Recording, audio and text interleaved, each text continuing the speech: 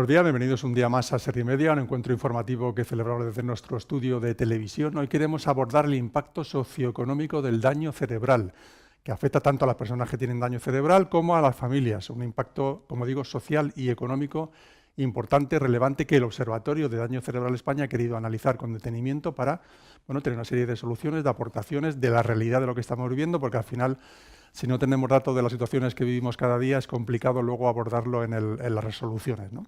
Para ello tenemos la presencia, la suerte de contar una vez más con Ana Cabillos Cano, presidenta de Daño Cerebral Estatal. Buenos días, Ana. Hola, buenos días. Y con un experto, Jorge Palmero, que es investigador en Andaira, que es una consultora, ¿no? Jorge, buenos días. Muy buenos días. Bueno, habéis hecho un estudio, un trabajo que nos vas a presentar. Te animo a que te levantes y nos cuentes. Muy bien. Perdón, antes de empezar, sí, para situarlo, que luego se me va la cabeza. Ana, ¿por qué habéis decidido crear a través del observatorio, crear este tipo de estudio, de análisis? ¿Cuál es el objetivo final del mismo? A ver, el Observatorio de Daño Cerebral Estatal, su objetivo es precisamente eso, ¿no? Generar conocimiento, generar estudios acerca de la situación de las personas con daño cerebral. Hemos hecho ya varios estudios y lo que nos dimos cuenta es que no habíamos hecho nunca ninguno de cuánto cuesta tener daño cerebral en nuestro país, ¿no? Era muy importante no solamente ver cuánto cuesta a nivel económico, sino también a nivel de otros ítems que nos pueden dar idea de esa situación que hemos hablado también aquí varias veces, de lo que le supone a las familias la situación de un daño cerebral, ¿no? Entonces, bueno, pues nos pusimos en contacto con Andaira para que hicieran este estudio y ha revelado datos, hombre, que a lo mejor dices, pues esto ya lo intuía yo. Pero es muy bueno, ¿no? Ponerle número a las cosas y poner en situación real, ¿no? lo que sucede. Es verdad que la parte económica es importante, pero yo creo que una de las cosas más importantes de este estudio es lo que demuestra de lo que sucede con las familias, ¿no? El coste laboral que hay, el coste de oportunidad que hay, el coste familiar que supone el tener una persona con daño cerebral en casa y además dividido por las fases, ¿no? del daño cerebral, ¿no? Lo que en la fase aguda, quieras que no, está bastante pues financiado por la sanidad pública, es algo que tiene un coste menor para las familias, luego ya vamos subiendo, ¿no? Está la fase subaguda que todos sabemos de esa rehabilitación intensiva, que es carísima, que en España, pues por desgracia, no hay posibilidades de que todo el mundo la tenga, y luego en la fase crónica a lo mejor es menos costosa puntualmente, pero a lo largo de toda una vida eso supone muchísimo coste y ahí es donde realmente se ve también ese coste laboral, ese coste familiar, ese coste pues de ocio, de amigos, de soledad, ¿no? Que siempre hemos hablado. Entonces creemos que es un estudio muy oportuno, ¿no? Y por eso dedicamos esta parte del observatorio. Y lo hacemos hoy porque es víspera del Día de la Discapacidad. Claro, que eso no lo he dicho. Mañana celebramos el Día de la Discapacidad y qué mejor momento para presentarlo que poniendo el enfoque de lo que la discapacidad por daño cerebral supone para las personas. Así que bueno, pues yo espero que interese, porque creo que es muy importante también que la Administración Pública pueda ver este programa y sea consciente que no es solo decir, oye, es que esta persona no recibe la rehabilitación que necesita, sino que el no recibir la rehabilitación que necesita a través de la Administración Pública, a la familia le supone un coste importante, de todo, como he dicho, ¿no? De oportunidad laboral, de tener que estar encima, y luego ya tenemos el apartado de quién es quien cuida, ¿no? ¿Qué familiar es el que se queda sin trabajo? ¿Qué familiar es el que se queda en casa? Suele ser la mujer. Entonces ahí también tenemos que poner bastante atención. Así que este va a ser un espacio y una entrevista que yo creo que se la deberían poner como cabecera. Sí, la pondremos porque además luego se subirá a la página web de fedafe.org, pero vamos, estamos ya deseando, Jorge, ahora sí que sí. Levántate y danos aquí los principales titulares y luego abordaremos las conclusiones también con Ana, lo que representa y lo que nos has comentado durante la presentación del estudio. Muy bien, pues nada, sin más dilación yo creo que vamos a pasar a los propios resultados. Bueno, os voy a presentar un poco cómo va a ser la dinámica. Primero de todo quería agradecer a las personas que han participado de este estudio por sus aportaciones y por su tiempo, su cariño y por su dedicación a proporcionarnos información suficiente para abordar los datos que vamos a presentar. Os presentamos un poco también lo que vamos a abordar hoy. Ahondaremos rápidamente en los objetivos y metodología que hemos desarrollado y entraremos directamente al análisis de factores sociodemográficos, ¿no?, de quiénes son las personas con daño cerebral adquirido, así como los diferentes tipos de costes en los que entraremos. Y luego puntualizaremos también algunas conclusiones del estudio, así como medidas orientadas a la reducción de estos impactos. Pero un momento, Jorge, pasa a la anterior, por favor. Sí.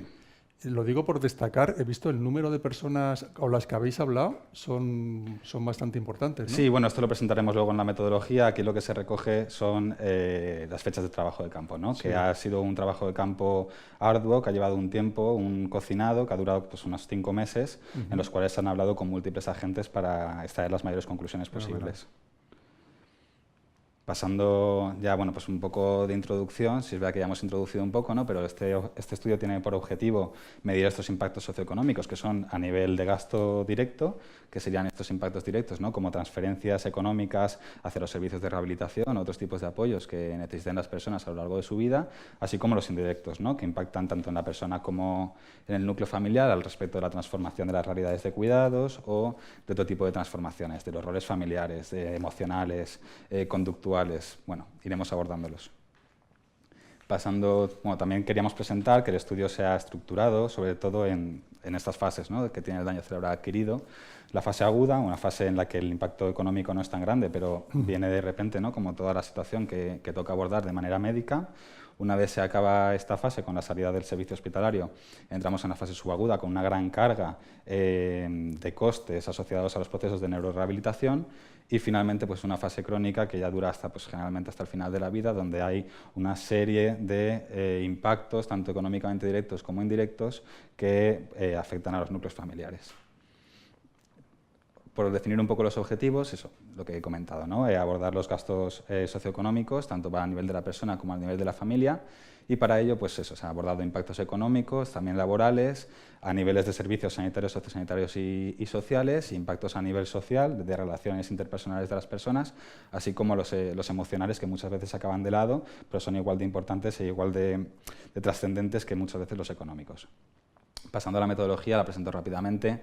Hemos hecho una revisión documental y bibliográfica para contextualizar un poco de qué estamos hablando y también hemos accedido a algunas bases de datos para explotarlas y poder sacar conclusiones económicas que no podíamos hacerlo de otras maneras. Hemos desarrollado una encuesta sobre la población de daño cerebral estatal, pero es verdad que a lo mejor tal vez estos recorridos en los que se pasa la encuesta para cumplimentar es posible que haya salido de esa muestra hacia otras personas que no están en las entidades y que también es relevante atender. Contamos con un total de 438 cuestionarios finalizados, lo que nos da un margen de error del 4,68%. Esto el máximo margen de error, porque es verdad que en algunos cruces el volumen de respuestas es mayor, por tanto el error se disminuye. Hemos ponderado la encuesta en base a la edad para ajustarla mejor a la realidad de la población y hemos hecho dos tipos de cálculos de significatividad estadística. Por un lado, el chi cuadrado de Pearson, que nos da una significación estadística global, lo que nos ayuda a entender que lo que estamos diciendo pues, se corresponde con la realidad, y además hemos hecho unos cálculos de significatividad estadística entre pares mediante residuos tipificados corregidos entre más o menos 1,96, lo que nos da un intervalo de confianza del 95%, lo cual nos puede hacer ver que de lo que hablamos no es cuestión del azar, sino que hay una relación directa. Y por último, bueno, hemos hecho 4 entrevistas a personas con daño cerebral adquirido, 4 a familiares de personas con daño cerebral. Hemos realizado 2 entrevistas a expertos y expertas, lo que nos permite también, bueno, pues, contextualizar de manera más profesional o más atendiendo a los datos de esta realidad, y hemos realizado 2 grupos de discusión para ver los sentires de los núcleos familiares. Ya sin más dilación, quiero presentaros los factores sociodemográficos de las personas con daño cerebral adquirido. Hemos recogido diferentes categorías que hemos constituido como variables estructurales del estudio, que voy a pasar a abordar ahora. Así, a grandes rasgos, encontramos que la población con daño cerebral adquirido generalmente es mayor de 65 años. Contamos con que con más de 80 años hay un 38% de ellos, entre 65 y 80 un 30% y entre 6 y 64 un 30,5%. En cuanto al sexo, pues más de la mitad son mujeres en nuestra muestra, un 54,45, y un 45,55 son hombres. En cuanto al nivel de estudios, lo que prevalece son las personas con estudios universitarios y de posgrado, con un 35,11% de ellos, seguidos de las personas con educación primaria, con un 23,95%. Después le siguen las personas sin estudios completados, que correlacionará muy bien, como veremos, con las personas mayores, generalmente mujeres, que es posible que no hayan podido acceder a los circuitos de educación formal, luego personas con bachillerato y finalmente con educación secundaria. En cuanto a la realidad laboral previa a que suceda la realidad del daño cerebral adquirido, encontramos pues que trabajando por cuenta, las personas pensionistas suponen un 40% de ellas, ¿no? Que también correlaciona con la variable de edad, seguido de las personas que trabajan por cuenta ajena y las que trabajan por cuenta propia. Luego el resto de realidades laborales tienen menor frecuencia. Pasando un poco al nivel de ingresos de la muestra, encontramos que la mayor parte de la población, el 44,87%, cobra hasta menos de 15.400 euros por núcleo familiar, encontrando pues, el resto de realidades con menor frecuencia, también destacando, ¿no?, las personas que cobran entre 25.200 y 37.800 euros. Destacar también que hay un 2,38% que no tienen ningún tipo de ingresos, sobre los que posiblemente impacte en mayor medida el daño cerebral. En cuanto a la prevalencia de las áreas afectadas, encontramos con mayor prevalencia 3 de ellas, que es la del control motor, las consecuencias en las actividades de la vida diaria y en las áreas de la cognición. En menor frecuencia encontramos los impactos emocionales y conductuales, los de la comunicación y las secuelas en las áreas sensitivas y sensoriales.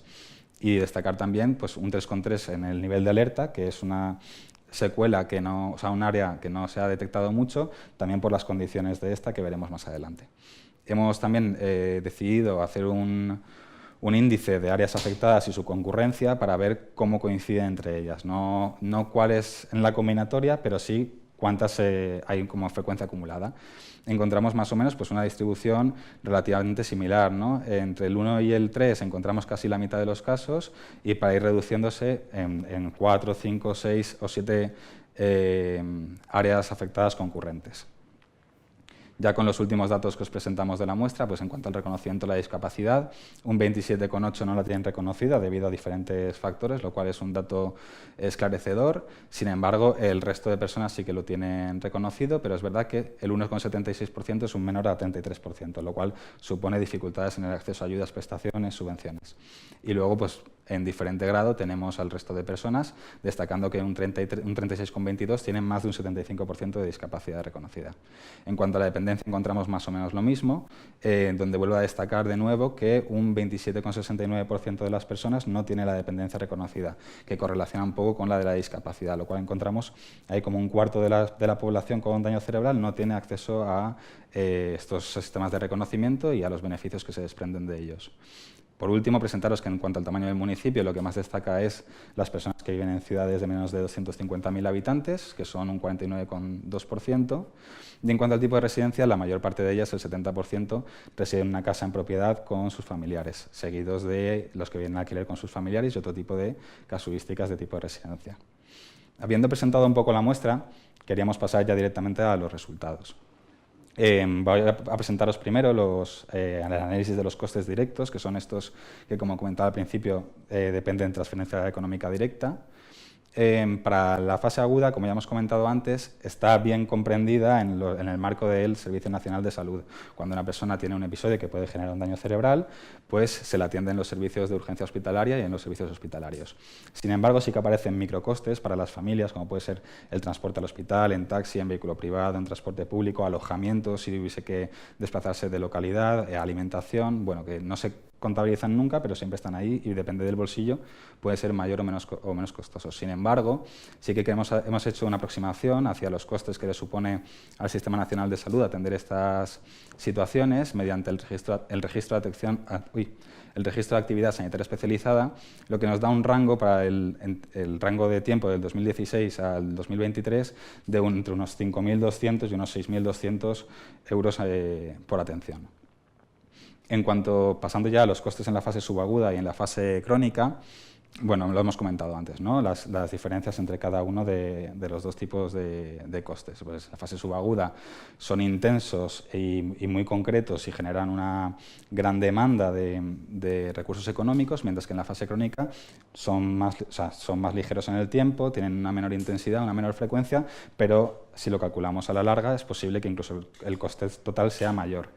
Hemos analizado con estas variables estructurales que os comentábamos antes, diferentes cruces, pasando primero a cuáles son los tipos de gastos en los que hacen hincapié las personas. Bueno, destacan que en la fase subaguda la fisioterapia, los fármacos y las ayudas técnicas son las más respondidas, mientras que las que menos pues encontraríamos los tratamientos médicos, los gastos en defensa de derechos y la formación, aprendizaje y entrenamiento para las nuevas realidades que encuentran las personas. Estos gastos en la fase subaguda también se repiten en su frecuencia en la fase crónica, pero es verdad que muchos de ellos en menor porcentaje de respuestas, por lo cual habría una concatenación de servicios y apoyos entre unas y otras. Y bueno, lo que os comentaba del tipo de cruces que hemos realizado, hemos recogido aquí unos que nos parecen como los más interesantes. No entraré a valorar los diferentes análisis estadísticos que se han hecho en ellos, sí que destacar las conclusiones que sacamos. En cuanto a lo que estáis viendo, a la izquierda tendríamos pues, la variable, en este caso sería la edad y los rangos que utilizamos, y a la derecha siempre encontraremos los niveles de gasto que hemos definido, que son entre 0 y 5.000 euros, entre 5.000 y 30.000 y más de 30.000. Para el caso de la edad encontramos que cuanto uno es más mayor, a las personas más mayores, se disminuye tanto la posibilidad de gastar más de 30.000 o menos de 5.000, priorizando sobre todo entonces los gastos entre 5.000 y 30.000, que serían las barras naranjas. Sin embargo, cuando se es más joven, sí que es verdad que la posibilidad de destinar menos dinero al daño cerebral pues aparece como más frecuente, ¿no? Que sería la barra azul, menos de 5.000 euros en cada una de las fases. En cuanto al nivel de estudios, encontramos que a mayor nivel de estudios es posible que las personas accedan a trabajos técnicos en mayor medida, que de media tienen unos salarios mayores que trabajos no especializados. Es por ello que a mayor nivel de estudios es posible que las personas puedan dedicar un mayor aporte económico a la rehabilitación de las diferentes secuelas. En cuanto al tipo de residencia, hemos encontrado que las personas que viven en sus domicilios con sus familiares generalmente aportan más a la rehabilitación, por lo cual puede suponer que estar en un entorno familiar, una vivienda generalmente en propiedad, deje mayor recursos económicos disponibles para la rehabilitación. En cuanto al nivel de ingresos, sin mucha sorpresa, mayor nivel de ingresos, pues mayor capacidad económica para abordar las diferentes necesidades que van apareciendo con el tiempo. Y en función del municipio de residencia, es verdad que solamente aparece significatividad en la fase subaguda, pero es esclarecedor que a mayor es el tamaño de la ciudad, las personas dedican más a la rehabilitación. Es posible que personas de núcleos rurales o de ciudades medias que necesiten grandes apoyos se muevan hacia núcleos urbanos más grandes en los que encuentren estos servicios y que además estos servicios en los núcleos urbanos más grandes puedan ser también más costosos al mismo tiempo. Pasando ahora en función del área afectada, esto es un abordaje que nos parecía muy interesante ver, sobre todo por lo que implica, pero es verdad que para evitar errores en la lectura de estos gráficos cabe señalar que pese a que esté separado por cada una de las áreas, esto no responde a cuánto se gasta en un área concreta, sino las personas que responden que tienen este área afectada gastan X en función también de otras correlaciones con otras áreas afectadas que no se pueden representar en el gráfico.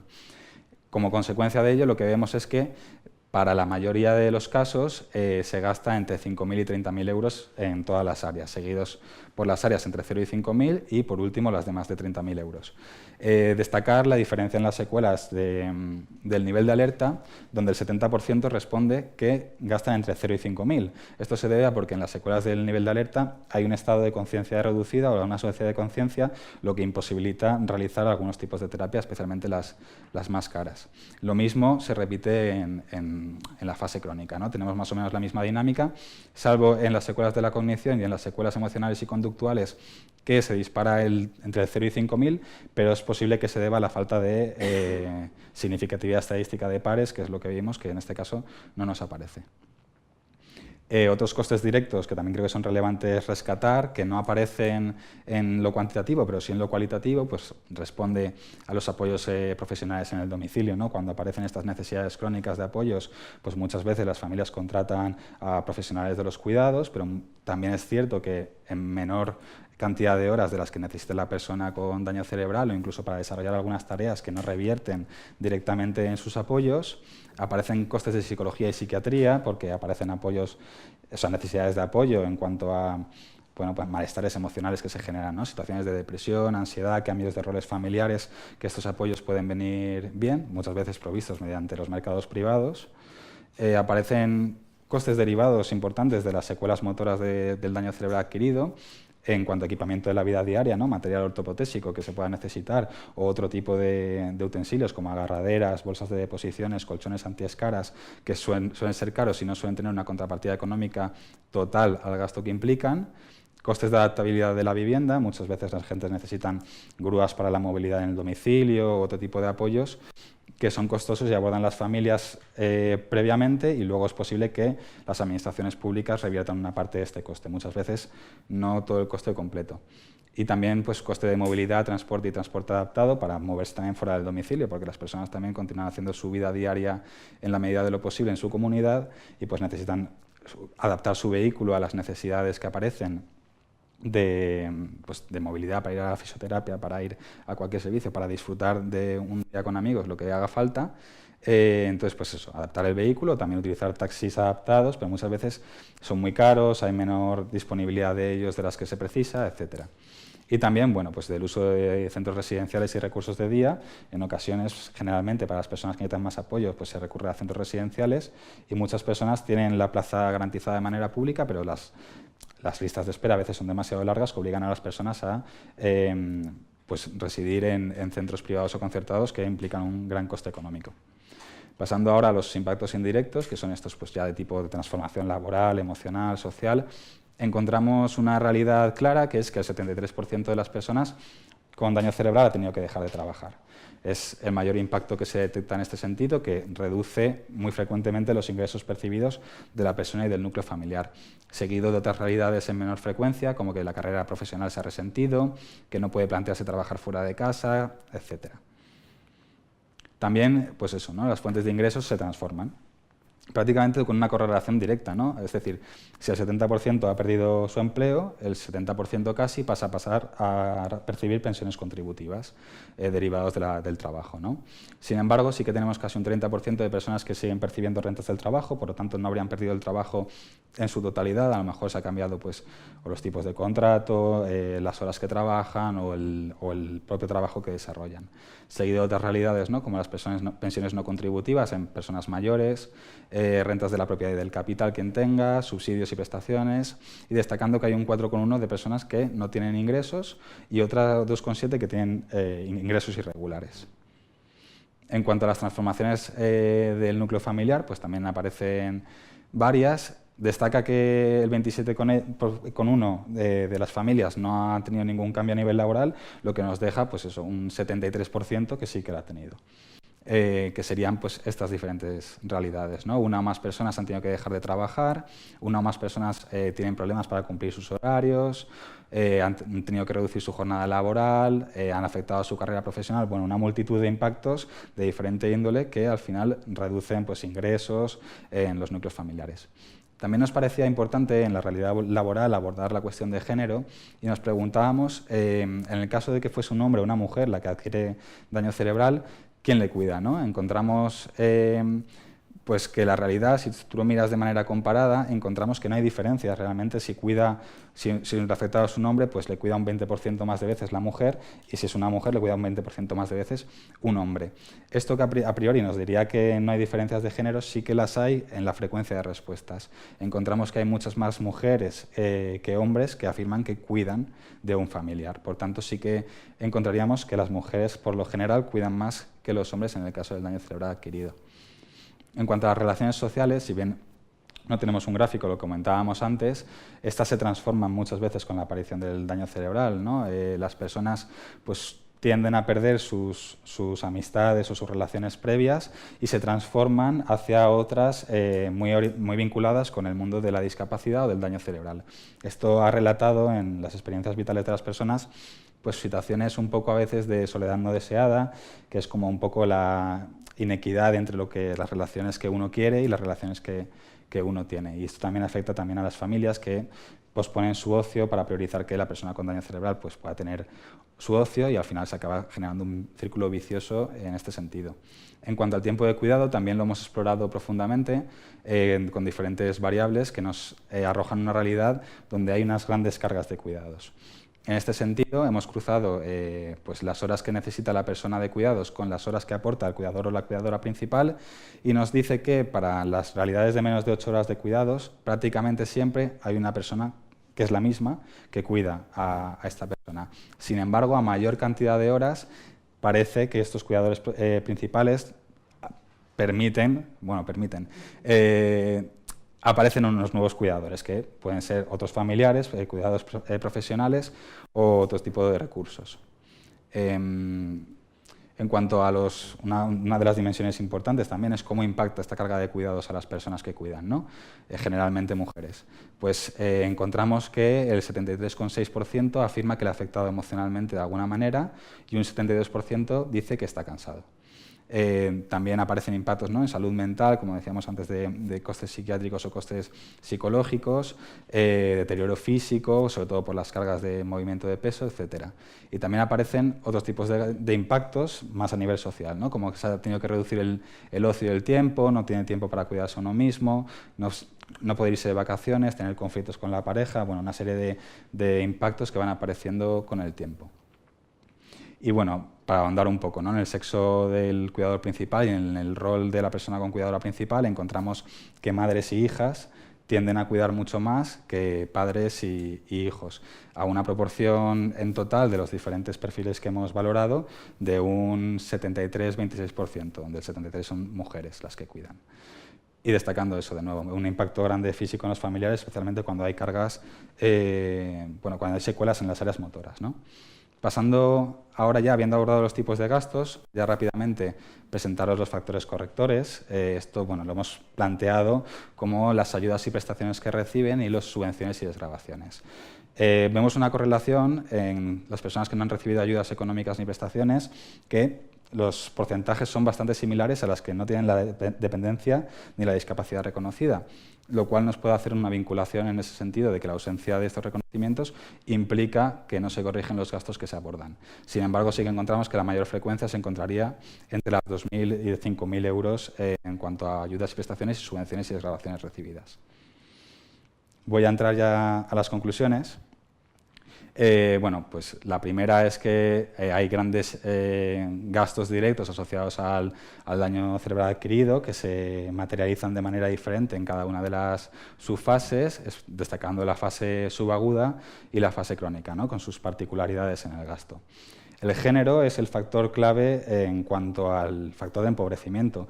Así como podríamos pensar que puede ser en ocasiones el tener o no discapacidad, es el género, también conjuntamente con la edad, los que hacen que las personas puedan descender un poco en la clase social y situarse en umbrales de situación de pobreza, pues destacando a las mujeres mayores en situación de soledad no deseada como un perfil de especial vulnerabilidad. Los modelos residenciales también se destacan como que implican grandes gastos, especialmente aquellos que no son especializados en daño cerebral adquirido. Como hemos dicho antes, a más ingresos, mayor capacidad de poder hacer frente a los tipos de gastos. Y las grandes ciudades como aquellos núcleos urbanos donde las personas destinan más dinero a la rehabilitación. Y luego, pues también destacar que la combinatoria de las secuelas que hemos visto y la gravedad de las secuelas que hay en cada combinatoria son las que definirán sobre todo las necesidades de rehabilitación que tenga la persona. En cuanto a los impactos indirectos, destacan altos impactos laborales, tanto para el núcleo familiar como para las propias personas.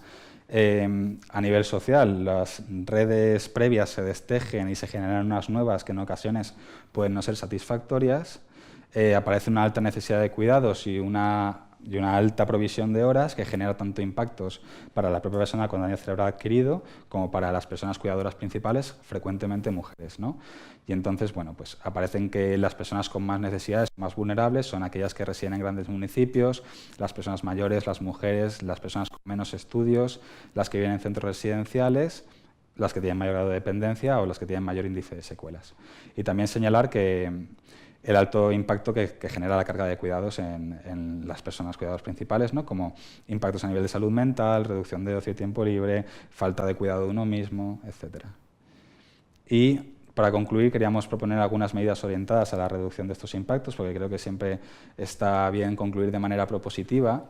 Lo primero de ellos es incorporar dentro de las carteras de servicios públicos, tanto sociales como sanitarios, los apoyos necesarios para la rehabilitación. Estos a día de hoy están cubiertos mediante el mercado privado. En ocasiones pues, puedes tener algunas ayudas o accesos fáciles hacia algunos tipos de servicio, pero implica que las personas con mayores ingresos o mayor capital puedan tener mejores terapias o más a su disposición. Esto sería un factor que habría que corregir para una equidad en cuanto al acceso a los tratamientos y los apoyos. También es necesario generar un compromiso en las administraciones públicas para la construcción de un sistema de coordinación sociosanitaria que sea eficiente y responda a las necesidades que van apareciendo a lo largo del tiempo, especialmente en cuanto a sistemas de derivación entre diferentes tipos de servicios, porque es posible que las personas puedan perderse en estos sistemas públicos y acaban recibiendo menor rehabilitación de la que necesitan o de peor calidad.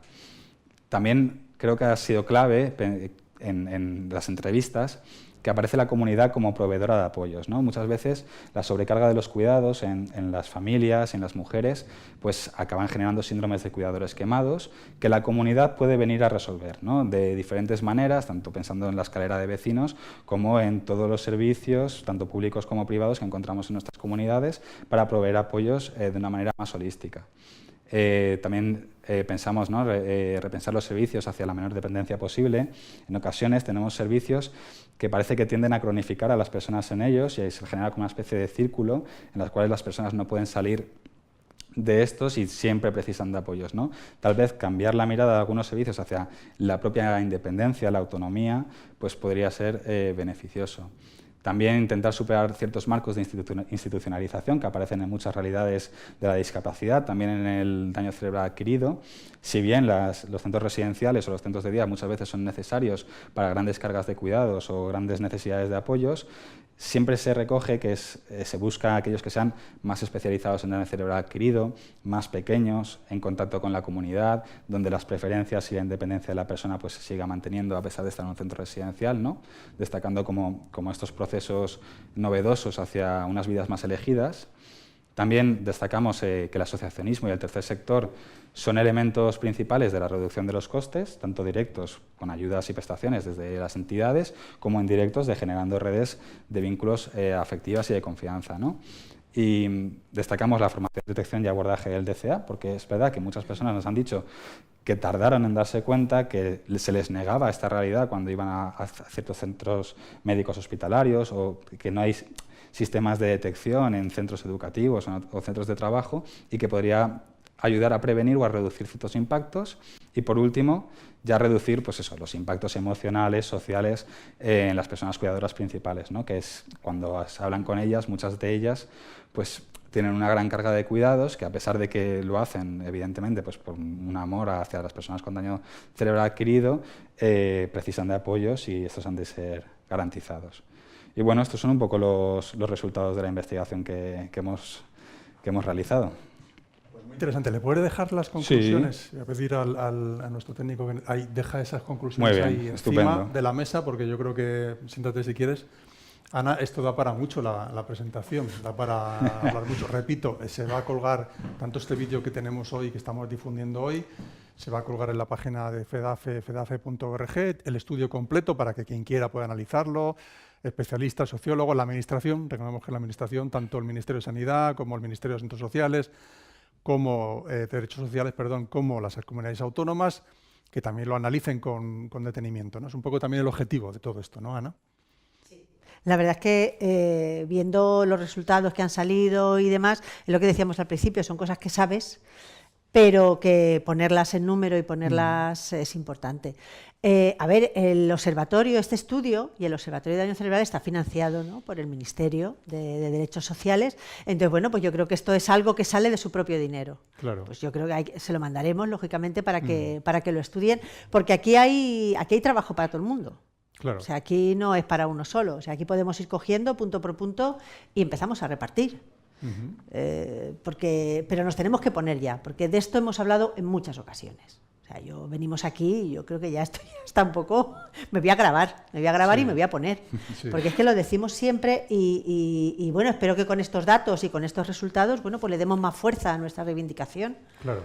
Claro, vamos a ir con datos que me parece muy interesante lo que ha comentado Jorge. En primer lugar, la persona que padece daño cerebral la mayoría es mujer, y hay un dato tremendo, que no solo el coste económico, sino que un 73% deja de trabajar. Claro. Con lo cual, claro, para la situación familiar y de la persona misma es un problema importante.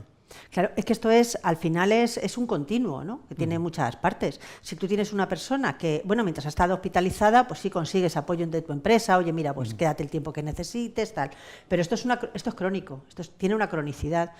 Cuando ya vamos a la fase de subagudo, si tienes suerte y va a un centro en el que está ingresado, bueno, mientras hace esa rehabilitación no vamos mal, pero como la mayoría de las personas vuelven a su domicilio y requieren unos apoyos, como ha salido, muy intensos, al final la familia no tiene recursos económicos para poder contratar a alguien de fuera, y el familiar que va a cuidar tiene que dejar de trabajar porque necesitas estar ahí, porque tú no puedes decir, no, me voy a las 8 de la mañana que tengo que ir a trabajar, vuelvo a las 3 y a ver qué me encuentro cuando vuelva.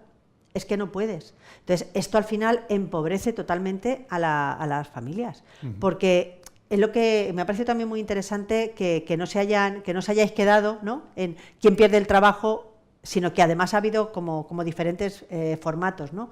No solamente es dejar el trabajo, sino que he tenido que reducir. Hay otros que han tenido suerte, entre comillas, y solo voy a reducir mi jornada. Es que reducir mi jornada es reducir mis ingresos. Claro. O mi carrera profesional se ha visto completamente parada, porque ya no voy a poder ascender, porque yo tengo este horario que me viene estupendamente bien para yo luego poder llevar a mi familiar, poder atenderle, etcétera. Bueno, pero es que yo tenía una progresión en mi vida importante, estaba haciendo un máster pues para poder ascender, todo eso se pierde, con lo que conlleva no solo de empobrecimiento económico, sino de empobrecimiento personal, ¿no? El darte cuenta que tu vida se ha parado aquí, y a lo mejor tienes 30 años y tú no vas a poder seguir avanzando en tu vida.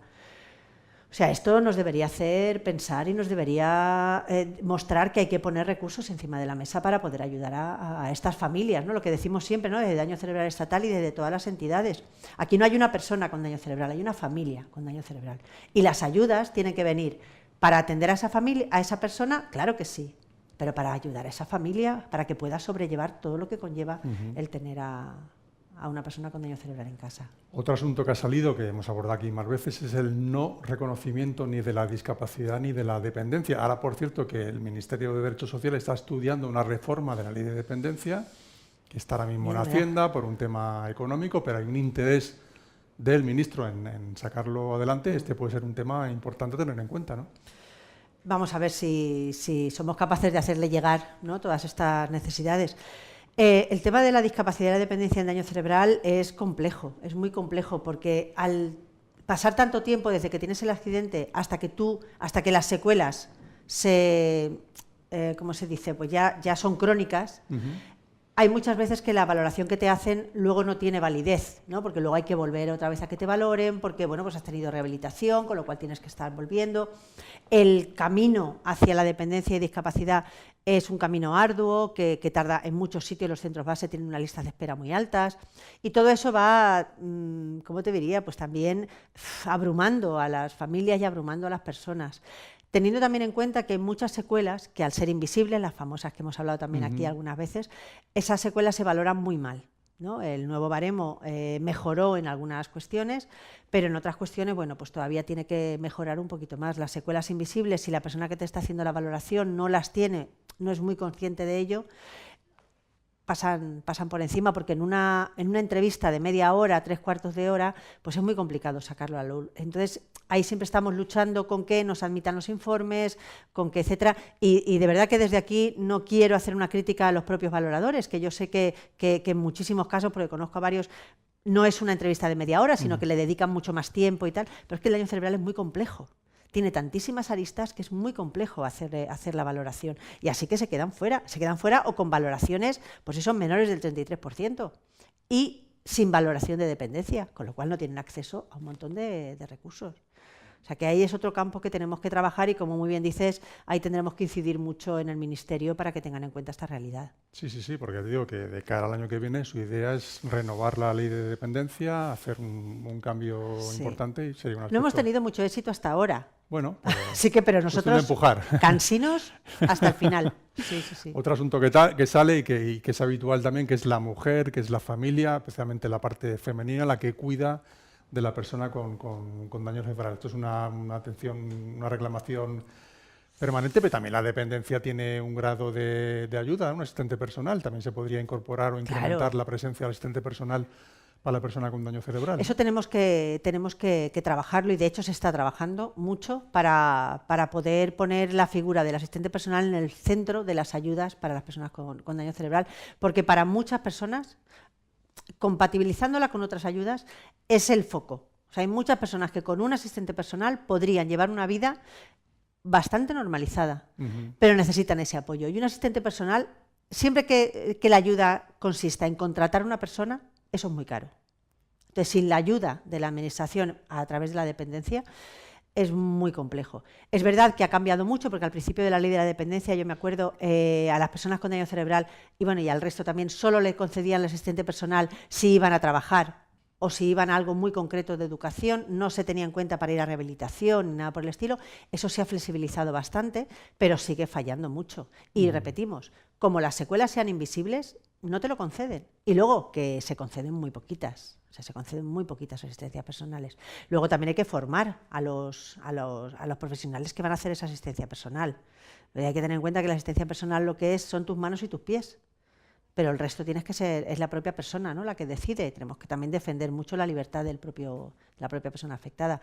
Entonces, bueno, pues es una ardua tarea y es complejo. Es muy complejo trabajarlo, pero en eso estamos. Yo que quería, Jorge... Sí. No, al respecto de la asistencia personal, además me parece también como muy relevante abordar este tema, porque también es un cambio de modelo, un cambio de paradigma, ¿no? Muchos de los apoyos a la persona que se proveen desde ciertos mercados privados, a veces desregulados, no acaban revertiendo, ¿no?, en la calidad de vida, en la independencia, en la autonomía de la propia persona. Sin embargo, este asistente personal sí que viene a cambiar la lógica de esos cuidados, ¿no?, poniendo a la persona en el centro, a sus necesidades y preferencias, y eso, más allá de tener que ir al trabajo, de volver, poder disfrutar de un tiempo con amigos, retomar aquellos aspectos de la vida que se han abandonado o que se han quedado de lado porque no hay apoyos suficientes, bueno, pues poder hacerlos y poder mantener a la persona en el centro y en su comunidad, ¿no?, que es a lo que vendrían estos apoyos, que creo que es muy relevante.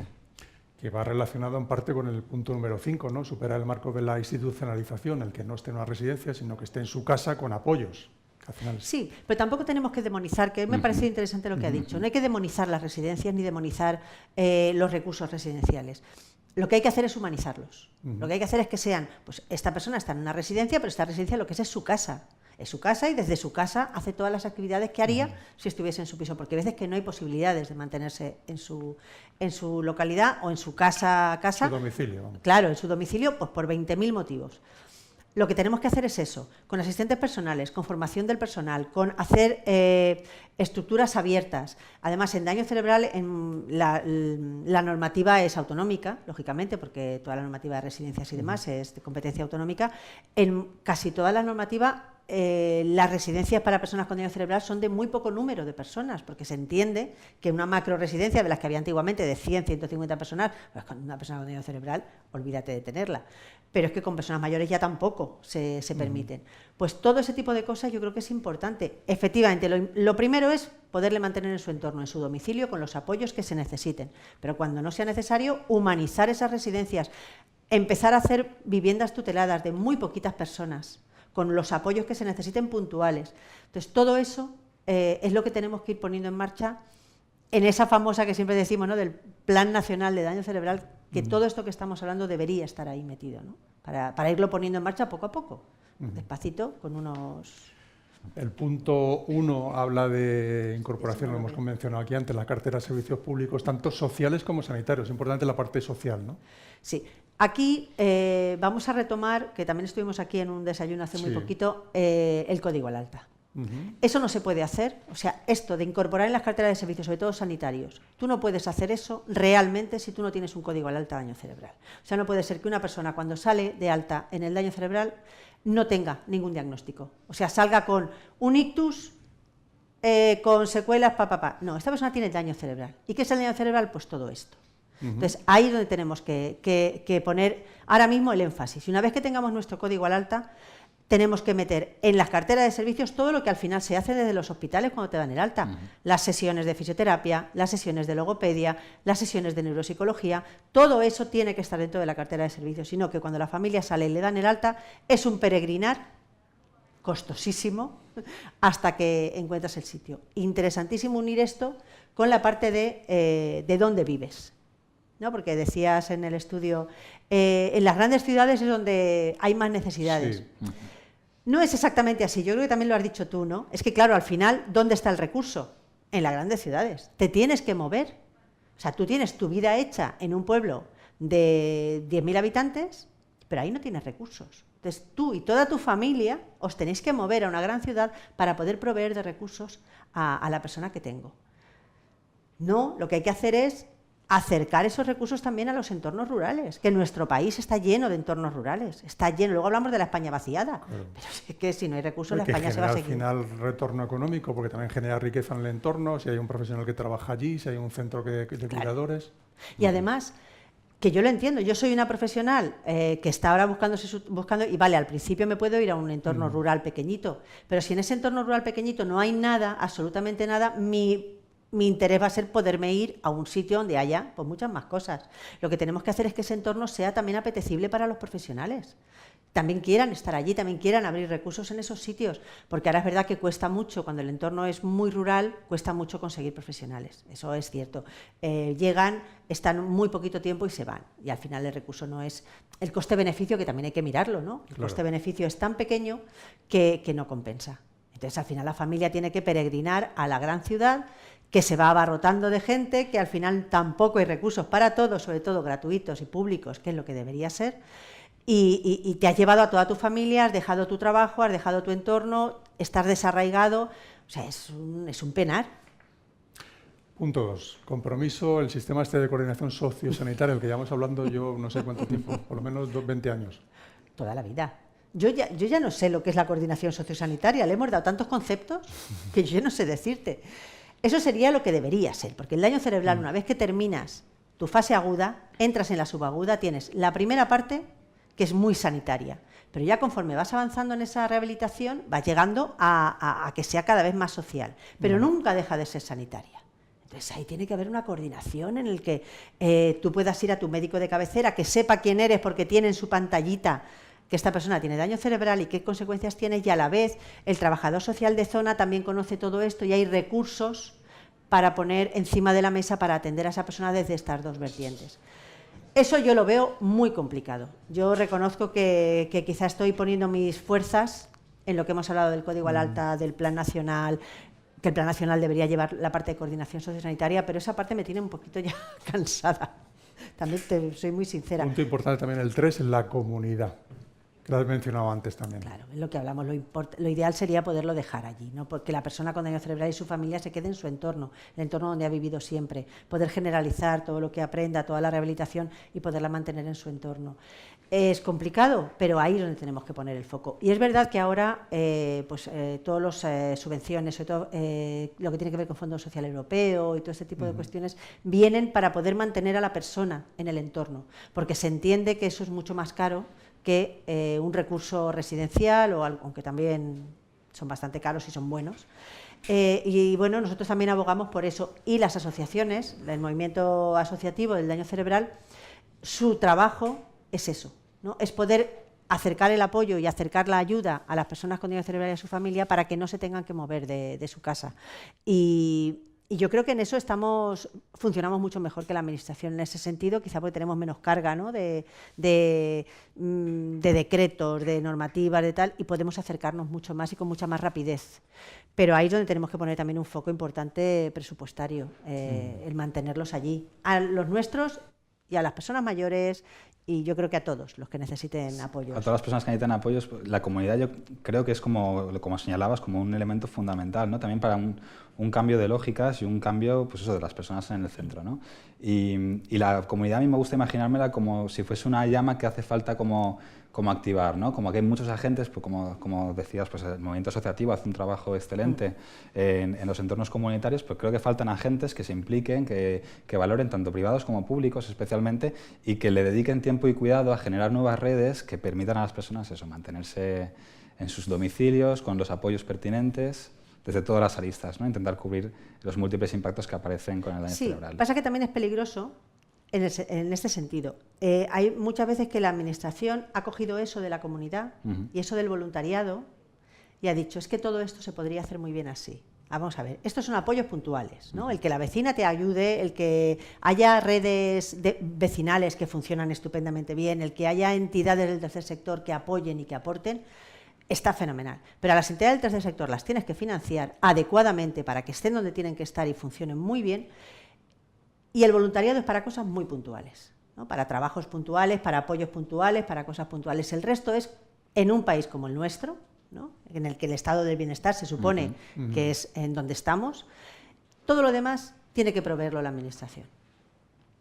Y esa Administración a lo mejor lo que tiene que hacer, recogiendo tu guante, es promover esas redes de apoyo, ¿no? O sea, ser capaz de que dentro de los vecindarios, dentro de los servicios sociales de base, dentro del médico de atención primaria y los centros de salud, tejer esas redes, yo creo que siempre con el apoyo del tercer sector, que somos los que al final conocemos y estamos más en el terreno, pero que sea también la Administración la que en un momento dado sea consciente de que eso es lo necesario y eso es lo que nos va a llevar a que la atención a las personas con daño cerebral ya en la fase crónica sea realmente lo que queremos. No movernos de la comunidad, no movernos de nuestra casa, tener todo lo que necesitamos en un radio cercano, yo no digo al lado de nuestra casa, que eso es muy difícil, pero en un radio cercano y adecuado, que los transportes sean accesibles y los recursos sean accesibles, los centros de salud sean accesibles, todo sea accesible, no solamente físico, sino cognitivamente, y todo eso requiere que todos aportemos nuestro granito de arena desde donde estemos. La Administración por su lado, nosotros por el nuestro y la comunidad por el suyo. Hay una pregunta muy interesante de Luis Marrollo, desde Girona, concretamente del campus Arnau de la Scala. Dice, enhorabuena por este interesantísimo estudio y por la presentación. ¿Ha sido calculado el sobrecoste o esfuerzo global que representa para el daño cerebral adquirido para las familias? A nivel económico. Claro. A nivel económico, los datos que se han utilizado son pues, tanto para persona como para el núcleo, ¿no? Entonces, estas diferentes escalas que hemos puesto, que las hemos clasificado en 3, realmente en microdatos son menores, o sea, hay mayores rangos, pero hemos decidido concentrarla en 3. Es como el cómputo global, ¿no? De los gastos agregados que suponen las diferentes fases. En ese sentido, sí, ¿no? Se ha podido abordar pues, el conjunto de gastos totales de los núcleos. ¿Sería? ¿En cifra concreta? Claro. La cifra concreta sí que es verdad que no la hemos sacado en concreto. Hemos sacado pues, los diferentes valores significativos, ¿no? En este cruce de datos que hemos dicho de significatividad estadística, es donde hemos encontrado pues, los rangos en función de cada uno de los datos. El dato concreto medio no lo hemos sacado. Pero sí que hay unos sobrecostes estimados que contempláis en el estudio, claro. Sí, dependiendo de cada una de las variables, pues encontramos gastos en las diferentes horquillas, ¿no? que hemos definido. Búscalo ahí en la presentación que tienes aquí delante, búscalo sí, a ver si lo podemos encontrar. No sé si funciona o no funciona. No, yo creo que tendríamos que Alfonso nos va a permitir a través Lo que sí es evidente, Ana, es que hay un sobrecoste, o sea, claro. Evidente, o sea, sí, mira, ahí lo tienes, para ir buscándolo. Pero digo que, Ana, hay un sobrecoste evidente de todo, de cuidados, de reducción de ingresos, de lo que hemos ido hablando, ¿no? Si tú tienes una persona con daño cerebral que le acaban de dar el alta y que tiene que recibir rehabilitación neuropsicológica, de fisioterapia y logopedia, y la Administración no te la da o te da muy poquitas sesiones, pues el resto lo vas a tener que poner tú. Sí. Sería el anterior, ¿no? Por ejemplo, esta está cruzada por la variable de la edad, ¿no? Es claro, que están cruzadas por diferentes variables. Eso es. Al final, aquí sería en función de los años, ¿no? Eso es, por ejemplo, en función Decías de cada... tú que cuanto más mayor, los rangos polarizados, digamos, ¿no? De menos de 5.000 euros o de más de 30.000 euros se van reduciendo, destacando pues, las franjas naranjas, en las cuales pues, las personas se sitúan en gastos intermedios entre los 5.000 y 30.000 euros, ¿no? Esto en función de la edad. En función de cada una de las variables estructurales de análisis, pues hemos ido encontrando unas dinámicas que nos llevan a conclusiones que pues, podrían orientar las estructuras de los gastos, ¿no? Dentro de los núcleos familiares. Pero bueno, hay gastos que pueden llegar a ser más de 30.000 euros. Sí, exacto. Nosotros en los datos internos que Cuanto manejamos... más joven es un mayor gasto, ese más de 30.000 euros es cuanto más joven es mayor gasto.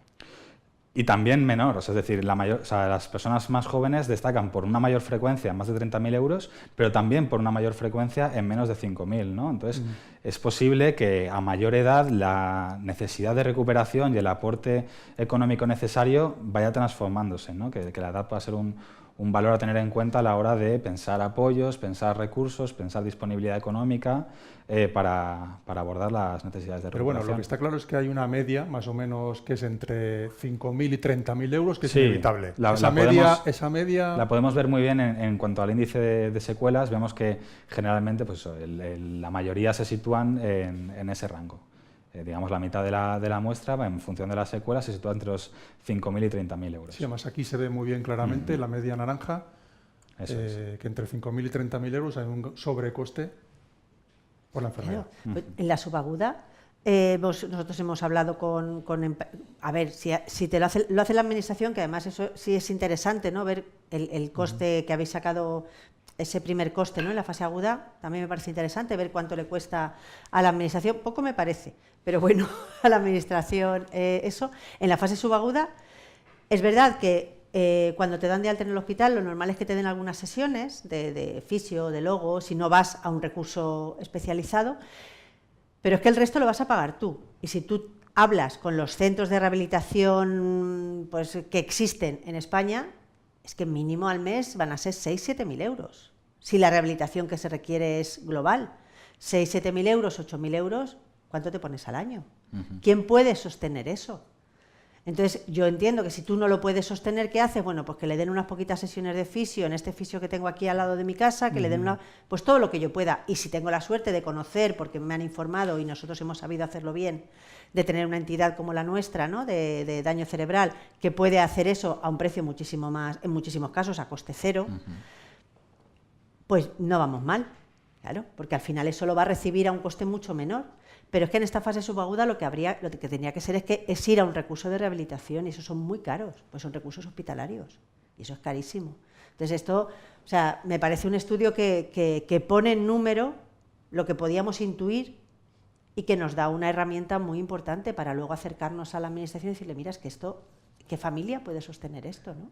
Pues eso, si eres una persona joven que ha sido un profesional que ha ganado mucho dinero y la mutua que tenías te lo paga y vives en una zona donde... Es que hay muchos inconvenientes, o sea, que depende de dónde hayas nacido, de tu nivel económico, vas a tener una rehabilitación, otra te va a costar más o menos. Es decir, estamos lo que decimos siempre, ¿no? Ciudadanos de primera y ciudadanos de segunda. Claro, hay que recordar que ese dato entre 5.000 y...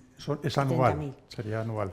En las mediciones que hacemos en la fase subaguda, consideramos que la fase subaguda empieza desde el final de la aguda hasta los 2 años más o menos. Y luego a partir de ahí la fase crónica, pero hemos pedido a las personas que encuestábamos que recogieran los datos únicamente de los últimos 12 meses previos a recoger la encuesta para estandarizar un poco el nivel de respuesta. Bueno, pues hasta 50.000 euros, bueno, incluso más, según decías tú, Ana, claro, se pueden gastar al cabo del año las personas con daño cerebral adquirido. Bueno, he podido poner negro sobre blanco un estudio, un trabajo muy interesante, como decía la persona que nos ha comentado el propio estudio. Repito que el estudio se va a volcar en la página web de fedafe.org, que seguro que lo van a analizar, estudiar los técnicos y el Ministerio y las comunidades autónomas, y que esperemos que en los próximos años, próximos meses, se tomen soluciones. Eso es lo que importa. Claro. Muchísimas gracias por seguirnos en este encuentro informativo y les citaremos aquí en próximos encuentros aquí en Serie Media. Muchas gracias.